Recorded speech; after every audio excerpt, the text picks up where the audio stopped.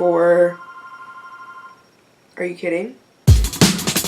Hey Fruit Bats, welcome back to my channel, or if you're brand new here, hi, my name is Victoria and I'm a makeup artist. So I did a video like this last year, and honestly, I don't really know if that many of you guys enjoyed it, but it was something that I truly enjoyed, and it's something that inspired me all last year, so I wanted to make sure I did another one. This is not an original idea. Many of the YouTubers that I look up to and admire have done videos similar to this premise, but it is my rendition, so I'm going to be doing today, I'm sure you can tell by the title of the video, 24 things I learned while being 24. This video is a little later than I was hoping for it to be, but I really had I've been working on this list since October, and I had about 80 things on this list, so I really wanted to try to cut it down and make it the most impactful 24 things I learned over the last year of my life. So it's taken me a while to kind of cut it down and get it to where I want. But as many of you will know, I just turned 25. My birthday was Christmas. My birthday's on Christmas. And so turn 25 was kind of hard for me just because of, I don't know, the mental pressure that we place on ourselves to continuously feel, look, and be young. And a lot of you guys gave me a lot of shit for it, and then a lot of you guys were really supportive and were like, hey, I'm in the same boat, like, you know, let's talk about it, which was actually really helpful. So that, like, being aside, because this is talking about things I learned while I was 24, not things I learned while I was 25. That'll be next year. I did still want to do this, so if you're interested in hearing some of the things I learned when I was 24, please keep watching. I had the opportunity to go on vacation. It was a vacation with some of my friends last January. It's already been an entire year, and I got to go to IMATS in LA, got to hang out, got to like experience California and LA for the first time, and all of that stuff. And I remember being there and I was so excited, and when I got back, all of my friends and family were like, well, like, you know, is this where you're moving to now? Like, did you love it so much? Are you heartbroken that you're back here in Kansas and all that's, you know, all the different things? And I honestly can say from the depths of my soul that I hated LA. This one, I had to kind of learn it through other people, but apparently when I get drunk, very drunk, I tend to cry a lot, and like I'm the kind when I'm drinking, I'm a very fun person. Like, I'm just kind of like very chill, very docile. You can tell me exactly what you want me to do. Like, tell me to go sit in the corner booth and not move for 25 minutes exactly, and I won't move. But when I get drunk, I start crying, I guess, because I'm afraid that somebody's going to leave me somewhere and I'm going to get lost. So that's why I start crying when I'm drunk. You know, what does that say about me? I don't know. Feel free to psychoanalyze me in the comments if you want. But yes, people record it, my friends, and they send it to me so I can watch it the next morning, and I'm always just like, wow, why was I so upset? I don't know, but that, you know, I don't think I did that so much when I was 23, but when I was 24, it was the year of crying when you get drunk because you're afraid somebody's going to leave you at the bar and you're going to have to sleep where it's dirty. Internet fame is the most hilarious, ongoing, ridiculous, stupid joke I've ever lived and experienced in my entire life. So I, by zero means am I talking about myself in this, because I'm just a girl sitting in her makeup room with a camera in front of lights, uploading a video to YouTube, which is a public platform. So it does not make you special to be a YouTuber. It's a public platform.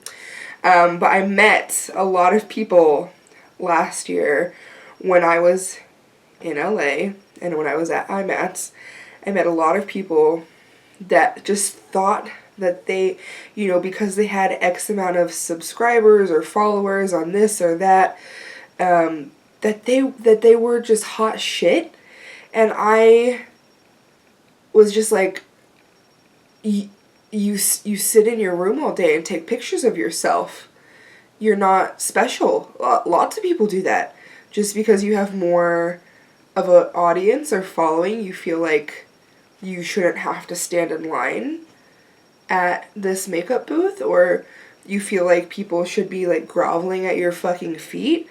And I just was so just disgusted by that notion. So I will never be a super popular YouTuber, you know what I mean? Like, I have a good following behind me, but I will never be one of those people that has millions of subscribers, thank God, because I don't think I could handle that. Or, you know, millions of followers on Instagram or anything like that. But thank God, because always be gracious in the faces of those who have never wished you well, because you will continue to work hard in your life and you will get everything that is coming to you.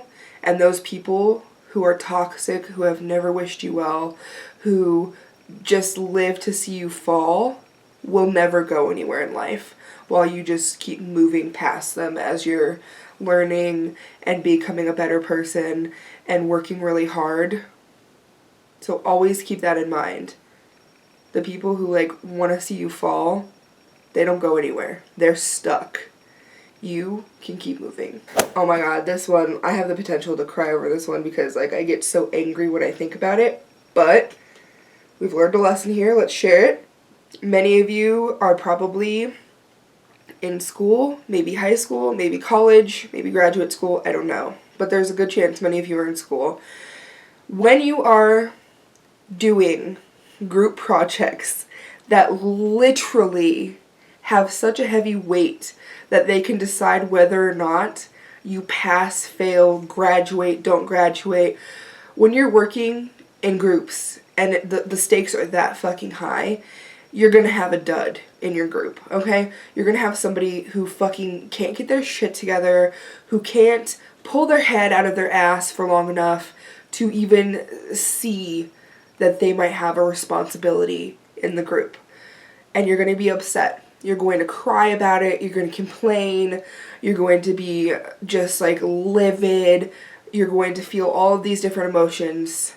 But at the end of the day, the only thing you can do is work harder, because that person is not there and they're not pulling their weight.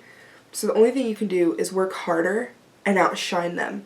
And then in the end, when they show up and they're like, wow, like I had no idea, like this, you know, wow, you guys did such a good job.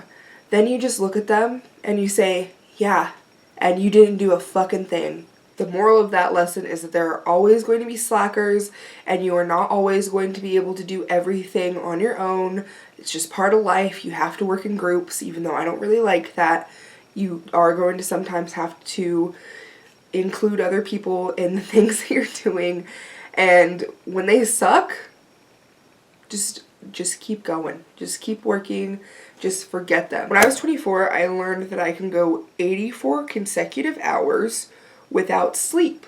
I also learned that over the course of those 84 hours without sleep, that I lose the ability to use sharp objects such as X-Acto knives and scissors.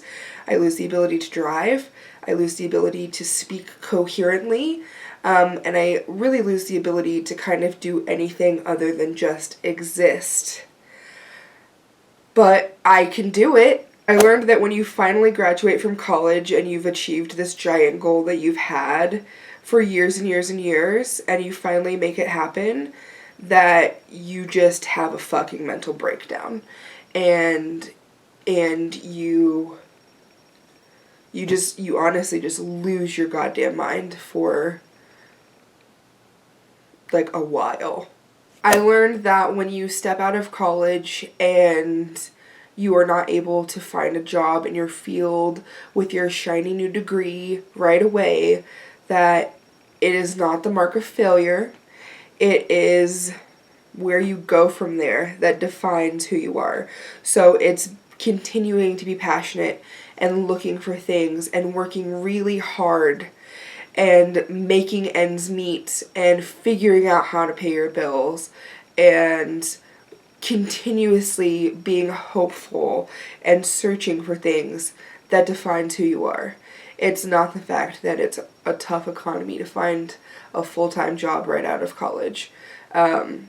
It's how you handle that situation.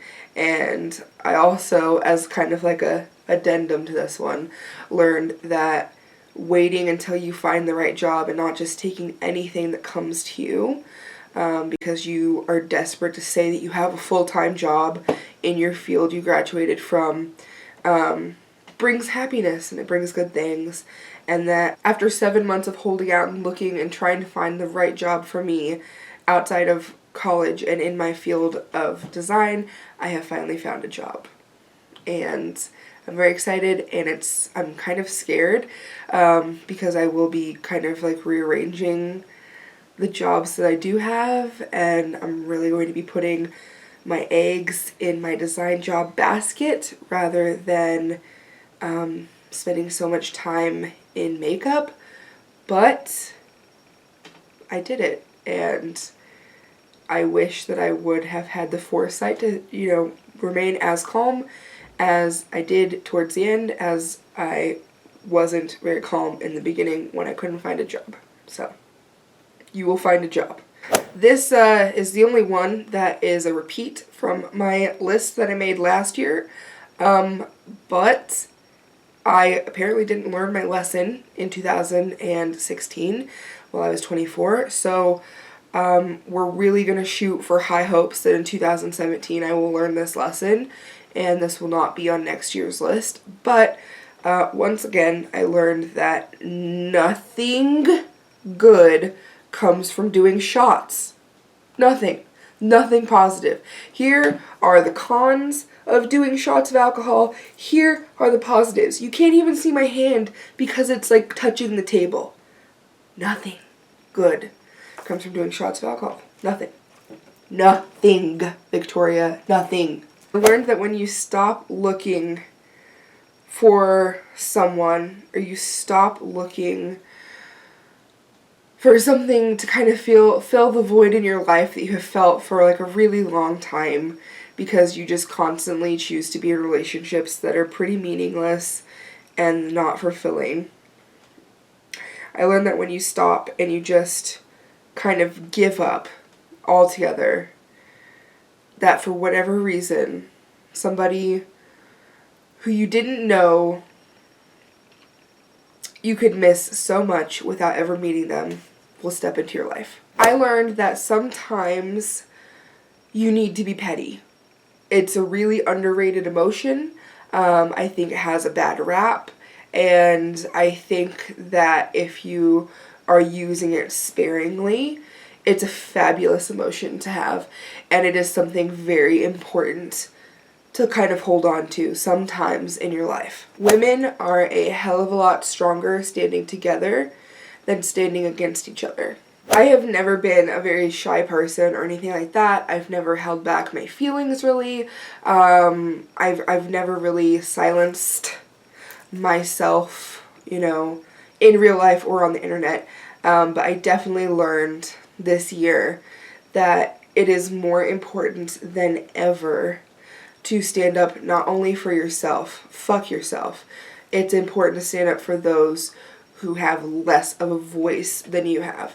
It's important to stand up for people who are constantly being disenfranchised, who are constantly being put down, who are constantly at risk of being overtaken or overpowered. It is important to use your voice, use your position, and to use your passion and your internal belief that everyone deserves freedom and happiness.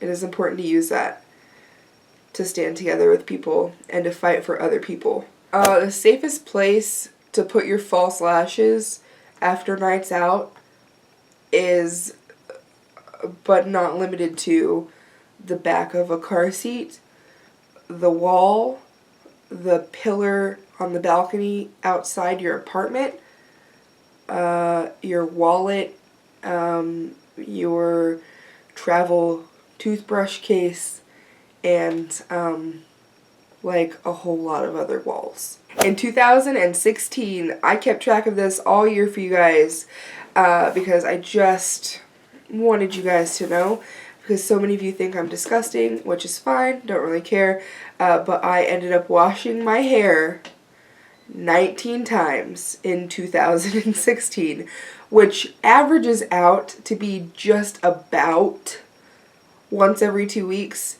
I wash it more in the summer than I do any other time because I'm constantly in the pool and I'm constantly in chlorine. So I probably washed my hair this summer 10 times, and then the other 9 times are divided out between like the fall and the spring.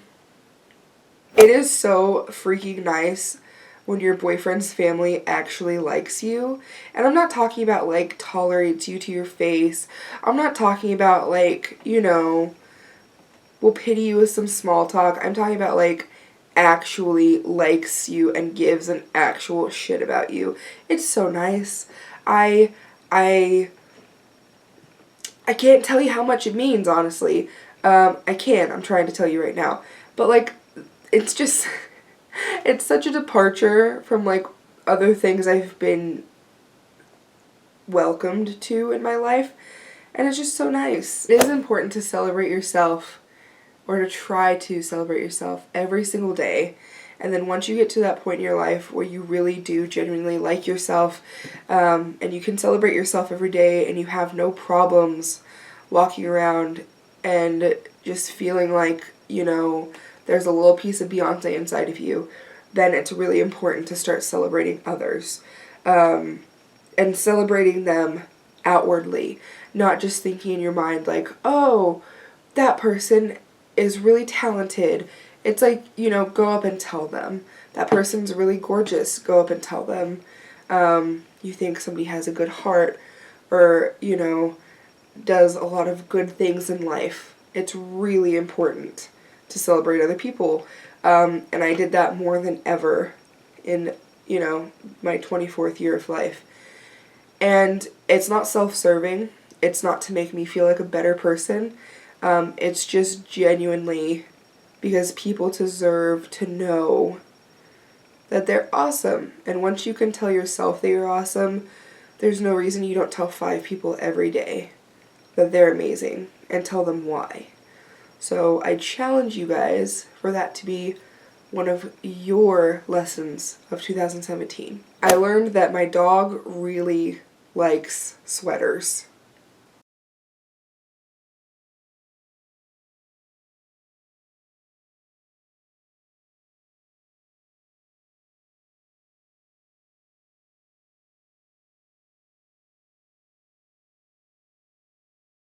I learned that you need to own your emotions, own your happiness, own your sadness, own everything in between.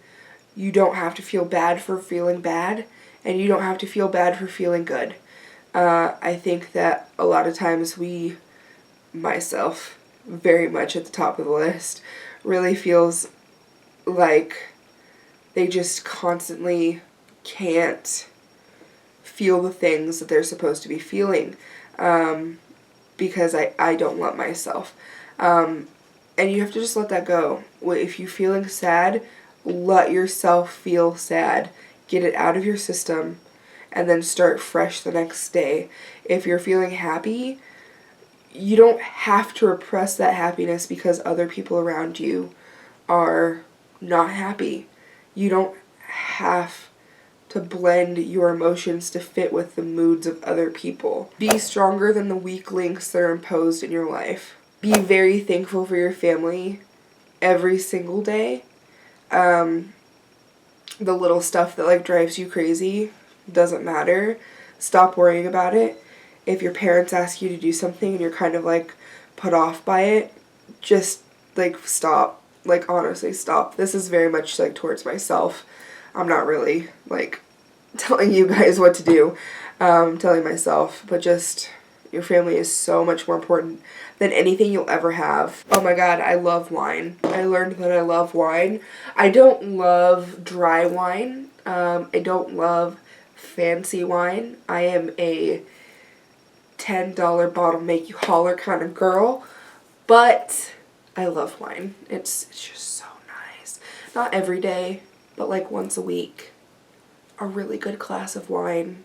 I learned to try to always say yes to new experiences, to push yourself to go on adventures with your friends, to go explore different places around you, to try different food and not ask what it is or why it smells like that, and just try it. I learned to be adventurous and try things that like you don't think you're going to be good at. Just try them. You know, take the time out to go on weekend adventures.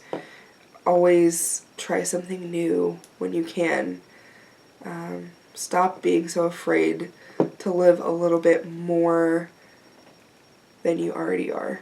And the last thing I learned while I was 24 is that when you find the right person, the person that you should be with, is when you stop second guessing everything.